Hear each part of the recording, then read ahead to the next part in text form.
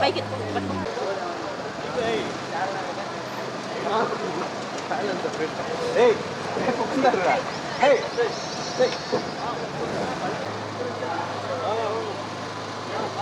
చింటూ కొద్దిగా లేపు నన్ను.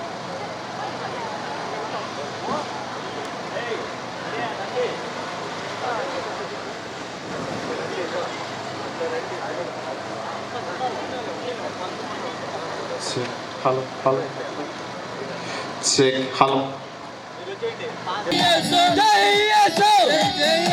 రాజుల రాజుకే మృత్యుంజయుడైన యేసయ్యకే మృత్యుంజయుడైన యేసయ్యకే మరణపు ముళ్ళు విరిచిన యేసయ్య. సంఘ పెద్దలు ఈ యొక్క జయోత్సాహాన్ని తలుచుకుంటూ మేము ఊరేగింపుగా వెళ్తుండగానైనా ఈ యొక్క ప్రొఫెషన్లోనైనా ఊరేగింపులో మాకు తోడుగా ఉండండి. నీ నామాన్ని మహింపరచుటకు మాకు సహాయం తెచ్చుమని యేసు నామంలో ప్రార్థించి అడిగి వేడుకుంటున్నాం తండ్రి.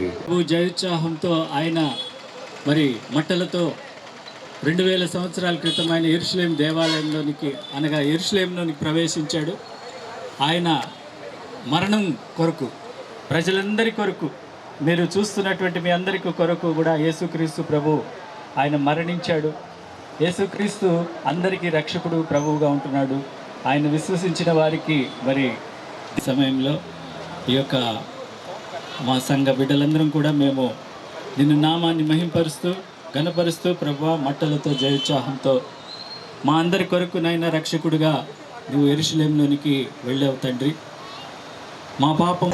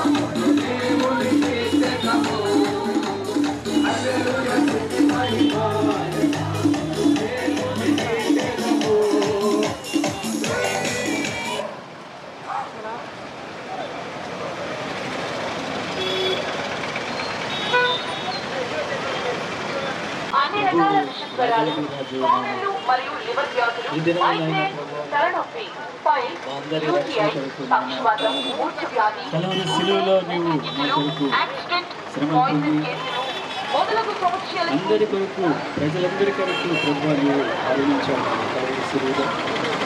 ఈ యొక్క మరణాన్ని జ్ఞాపకం చేసుకుంటూ ఈ మతలాది ప్రభువా పరిశుద్ధ పౌరుల పేటింగ్ పట్టణం ద్వారా మేము అందరం కూడా వచ్చాము.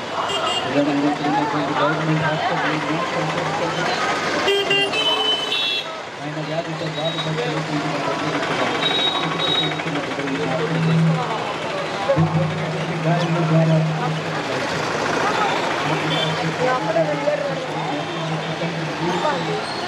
అనేక మంది సరిగా చేయండి సార్.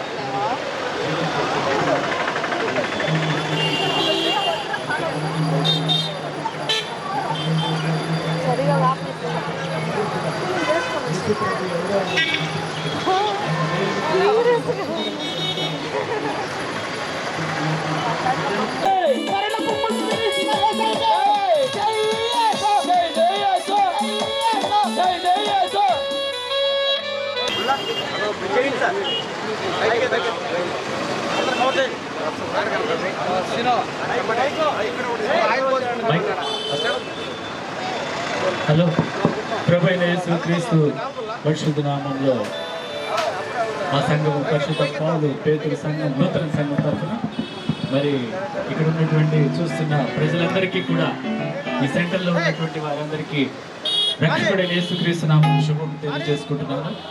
మరి ఈరోజు ఎంతో గొప్ప దినము, శుభదినము, మట్టల ఆదివారము. దీన్ని పామ్ సండే అని కూడా పిలుస్తాము. మరి మట్టల ఆదివారం రోజు ప్రత్యేకమైనటువంటి దినం ఏంటంటే ప్రభువును రక్షకుడైన యేసుక్రీస్తు ప్రభు ఆయన మరి అందరి కొరకు రక్షకుడిగా మరి సిలువ మరణము పొందడానికి తన ప్రాణాన్ని పెట్టడానికి ఆయన యెరూషలేముకి సమీపించాడు. యెరూషలేములోనికి ప్రవేశించాడు. అక్కడ దేవుని యొక్క ఆలయం ఉంటుంది. మరి యెరూషలేములో ఆయన తను తాను సమర్పించుకోవడానికి ఈ యొక్క మట్టల ఆదివారం రోజు అందరి కొరకు, ప్రజలందరి కొరకు మరణించుటకు యేసుక్రీస్తు ప్రభు ఆయన సిలువ మరణం పొందడానికి ఆయన బయలుదేరి ఈరోజు వెళ్ళాడు. మరి మట్టలతో ఆయనకి స్వాగతం పలికినారు. దావీదు కుమారునికి జయము, హోసన్న అనేటువంటి గొప్ప నినాదాలతో ఆయన్ని యెరూషలేము ప్రజలందరూ కూడా సంతోషంతో స్వీకరించి మరి ఆయన పరలోకం నుండి దిగి వచ్చినటువంటి దేవుని కుమారుడిగా, రక్షకుడిగా ఉండి మనందరి కొరకు, ఇక్కడ చూస్తున్న వారందరి కొరకు దేవుని బిడ్డలారా యేసుక్రీస్తు ప్రభు 2000 సంవత్సరాల కొరకు మరి కలువరి సిలువలో మరణించాడు, ప్రాణం పెట్టాడు. దాని ద్వారా మనకు రక్షణ వచ్చింది. యేసు ప్రభు మరణించడం ద్వారా, సిలువ మరణంలో ఆయన శ్రమలు పొందుట ద్వారా విమోచన వచ్చింది.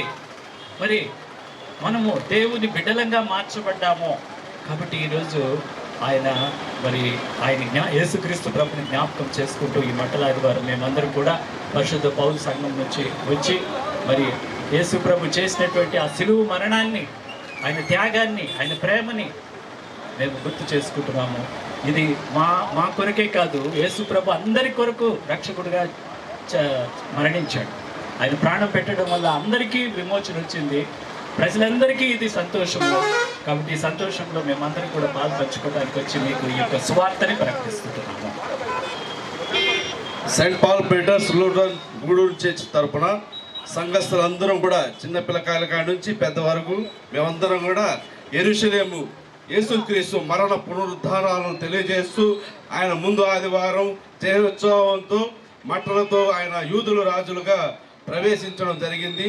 దాన్ని పురస్కరించుకొని మేమందరం కూడా ఈరోజు Saint Paul Peter Lutheran Church తరఫున ఘనంగా, విజయవంతంగా ఈ యొక్క ర్యాలీని నిర్వహించడం జరిగింది. కనుక ఈ ఉత్సవం సర్వలోకం కూడా ఈ పాప యేసుక్రీస్తు యొక్క లోక రక్షకుడిగా మరణించి మనందరి కోసం చనిపోయాడు కనుక ఈ మట్టల ఆదివారాన్ని ఘనంగా జరుపుకుంటున్నాము. ప్రార్థన చేసి స్తుతులు పాత్రుడా, పరిశుద్ధుడైన తండ్రి,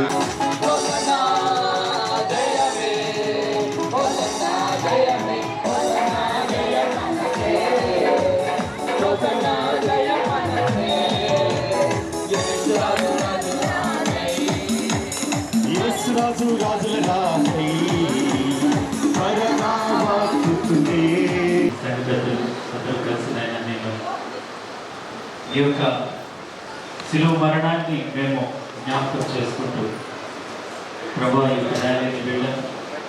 మరెంతో మందికి సాక్ష్యంగా ఈ యొక్క సువార్తను ప్రకటించాం ఆయన. ఇందులో పాల్గొన్నటువంటి సంఘ బిడ్డలందరినీ కూడా ప్రతి ఒక్కరిని దీవించండి.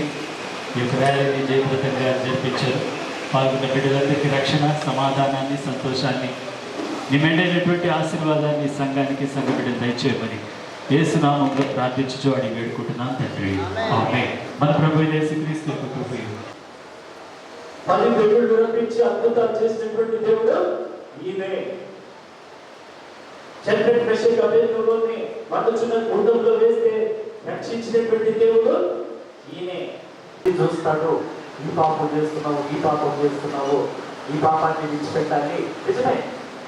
ఎందుకంటున్నానంటే పాపం అంటే ఆయనకి అసహ్యము, కానీ పాపిని ఆయన ప్రేమించి, అందుకే మనము బాగున్నాము. యేసుక్రీస్తు ప్రభు కల్వరి శిలువలో ఆయన ప్రాణం పెట్టుట ద్వారా మనం బాగున్నాము, మనం క్షేమంగా ఉన్నాము. ఆయన మంచి కాపరిగా ఉంటున్నాడు. ఎవరైనా ఇంతకీ మన కొరకు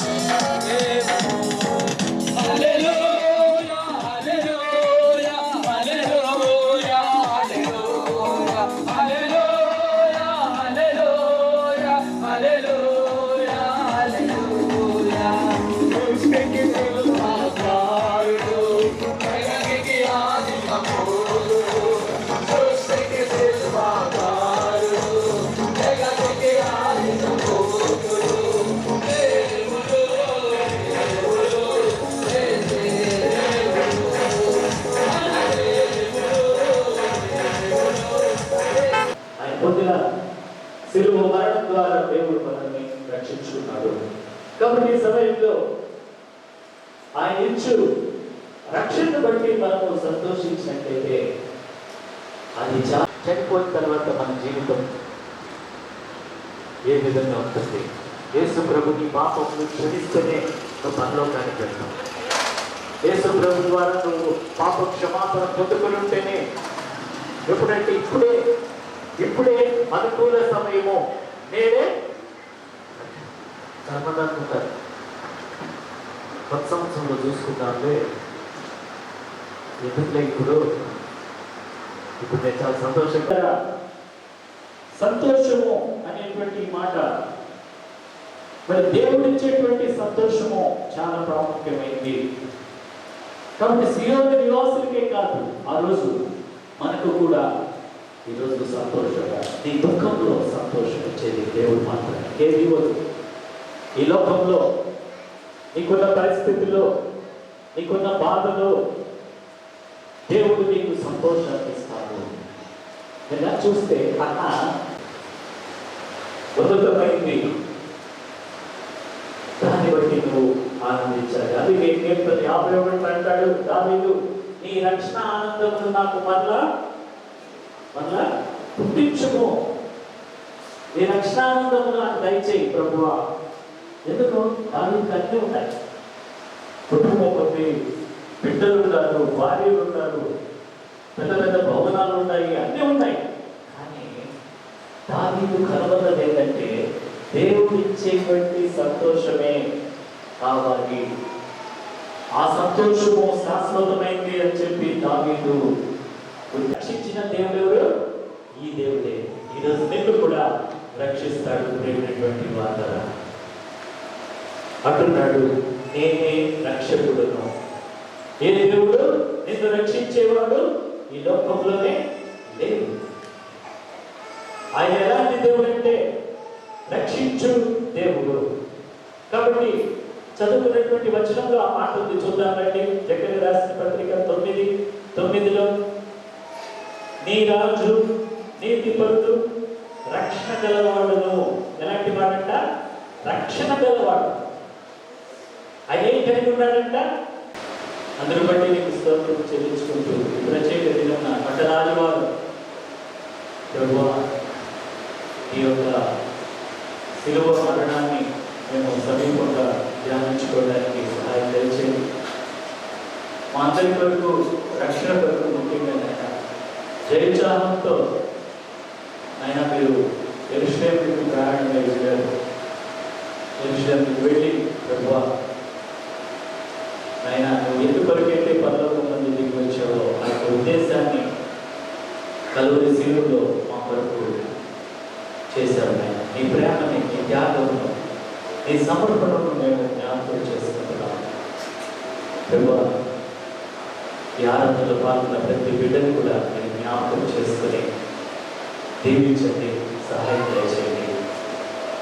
ఈ వాక్యాన్ని ధ్యానించుచుండగా ఆయన మా అందరికీ కూడా ఈ వాక్యాన్ని సరైన రీతిలో అర్థం చేసుకోవడానికి ఈ పరిశుద్ధాత్మ సహాయంతో మాకు దయచేయండి. యేసు పరిశుద్ధ నామములో ప్రార్థించుచున్నాను తండ్రి. ఆమేన్. ఎవరు? మోషే. మోషే నత్తివాడైనా సరే ప్రభువా నన్నెందుకు ఎదుగుతున్నావునైనా నేను నత్తివాడినే, నేను మాట్లాడలేదు ప్రభువా, పర్వతని నేను మాట్లాడేది వద్దు ప్రభువా అంటాడు. పాపం కాదు, నువ్వే కావాలి. నాకెవరు కావాలి? నువ్వే కావాలి. నువ్వు నత్తివాడైనా సరే నేను నిన్ను ఏర్పరచుకున్నాను మోషే. నేను నీ నోటికి తోడుగా ఉంటాను. నువ్వేం మాట్లాడాలో మరి అహరోను నీకు బోధిస్తాడు. ఎందుకు దేవుడు మోషేని ఏర్పాటు చేసుకున్నాడంటే భూమి మీద మిక్కిలి సాత్వికుడు. మోషేని గురించి చాలా చెప్తాడు. నా సేవకుడైన మోషే అని చెప్తాడు. సాత్వికం ఎక్కడ చూస్తున్నామో మనం గల్తీ రాసిన పత్రిక 5వ అధ్యాయంలో ఉంది కదా, ఆత్మఫలాల్లో 9 ఉంది. దాంట్లో ఒక ముఖ్యమైనటువంటి ఆత్మఫలం ఏంటి? సాత్వికం. దేవుడు ఇష్టపడేది సాత్వికులను. సాత్వికం అంటే దేవుడికి ఇష్టము. ఈరోజు యేసుక్రీస్తు ప్రభు కూడా ఆయన దీనుడుగా, సాత్వికుడుగా, భారవాహక పశువైన గాడిద పిల్లలకి ఆయన ఈ కొరకు, ఈ రక్షణ కొరకు సిలువకు వెళ్తున్నాడు. మరి యేసు ప్రభు జయోత్సాహంతో యెరూషలేములో ప్రవేశించి ఈ రక్షణ ఇస్తాడు, నీకు ఈ రక్షణ ఇస్తాడు. మనం జీవించాలంటే ఆయన ద్వారా ఆ రక్షణ కావాలి. కాబట్టి అక్కడ ఒక మాట అంటాడు చేస్తారు నాయకుడు, అయ్యారా రక్షణ పొందుటకు నేనేం చేయాలి? వాళ్ళకి ఆసక్తి వచ్చింది. అప్పుడు పౌలు చెప్తాడు, ప్రభు అయిన యేసునందు విశ్వాసం ఉంచుము, నీవును నీ ఇంటి వారికి రక్షణ. ఈరోజు అదే మాట మీకు చెప్తున్నాను. జకర్యా 9:9లో ఉన్నటువంటి రక్షించు ఆ దేవుడు నీ కుటుంబాన్ని రక్షించుకోవాలి. నీ కుటుంబంలో ఉన్న సమస్యలు ఎన్నో ఉన్నాయి. నీ హృదయంలో ఎంతో వేదన ఉంది. దాని విషయంలో రక్షించేటువంటి దేవుడు ఈ రక్షకుడే. ఈ రక్షకుడు కాకుండా వేరే రక్షకుడు లేదు. మీరు యెషయా గ్రంథంలో 66 పుస్తకాలుగా చదివితే ఎక్కువగా దేవుణ్ణి నేను రక్షిస్తాను, భయపడము, దిగులు పడద్దు, నేను రక్షిస్తానని చెప్పాను. ఈరోజు ఈ ప్రాంతంలో చేరినటువంటి దేవుని బిడ్డలారా, ఎవరైతే భయంతో ఉన్నారో, దిగులుతో ఉన్నారో వారిని దేవుడు రక్షించే దేవుడుగా ఉన్నారు. కాబట్టి సియోను నివాసులను బహుగా సంతోషించుడి, యెరూషలేము నివాసులారా ఉల్లాసంగా ఉండమని దేవుడు చెప్తున్నాడు. సంతోషం, ఉప్పొంగిపోయే సంతోషాన్ని దేవుడు నీకు ఇస్తాడు. పొంగిపోయే ఉత్సాహాన్ని నీ వేదనలో దేవుడు ఇస్తాడు. ప్రశాంత్ మన జీవితంలో ఎంతో వేదన ఉంటుంది. అన్నీ ఉన్నా కూడా ఏదో పోగొట్టుకున్నట్టుగా దుఃఖం అనేది ఎక్కువగా ఉంటుంది, బాధ అనేది ఎక్కువగా ఉంటుంది. అయితే యేసు ప్రభుని ఆశ్రయిస్తే, యేసు ప్రభుని తెలుసుకుంటే ఆయన నీ బాధలో పాల్పంచుకుంటాడు. ఆయన నీ బాధలో దృష్టి వస్తాడు. నీ బాధను అర్థం చేసుకోగలిగింది ఒక్కరే ఒకరు, ఈ ప్రపంచం. మనుషులు నీ బాధను అర్థం చేసుకోలేరు. గుర్తుపెట్టుకోండి, మనుషులు నిన్ను ఆదరించలేరు. మనుషులు కూడా ఆదరణ నీకు సరిపోదు. దేవుడిచ్చే ఆదరణ నీకు కావాలి. నీ బాధని అర్థం చేసుకోగలిగేది దేవుడు ఒకడే. ఆ దేవుడు వైపు చూడు, ఆయన నిన్ను అర్థం చేసుకుంటాడు. కాబట్టి ఆయన ఊహించని దీనత్వంతో దీనుడుగా తను తాను తగ్గించుకొని ఆయన ఒక గాడిదను ఎక్కి వస్తున్నాడు. యేసుక్రీస్తు ప్రభు ఈరోజు జనవరి 9 గాడిద మీద ఎక్కి రావడం అంటే ఆయన దీనత్వానికి గుర్తుగా, ఆయన ఎంత దీనుడు, ఎంతగా తగ్గించుకున్నాడు. సిలువలో మనందరి కొరకు ఆయన బలి అయినాడు. ఆయన మన విమోచకుడుగా ఉంటున్నాడు. విమోచకుడు అంటే విడిపించాడు, వెల ఇచ్చి, తన ప్రాణం ఇచ్చి, తన రక్తం ఇచ్చి మనల్ని విమోచించుకున్నాడు. విమోచన అంటే నిన్ను కొనుక్కున్నాడు. తన రక్తం ఇచ్చి నిన్ను నశించిపోతున్న నిన్ను సంపాదించుకున్నాడు. నీవు ఆయన దృష్టిలో చాలా ప్రశస్తమైనటువంటి వాళ్ళు. మనం ప్రశస్తమైనటువంటి వాళ్ళము. ఎన్నిక లేని మనల్ని దేవుడు విమోచించుకొని నిన్ను కొనుక్కున్నాడు, నిన్ను స్వీకరించాడు. కలువరి శిలువలో నిన్ను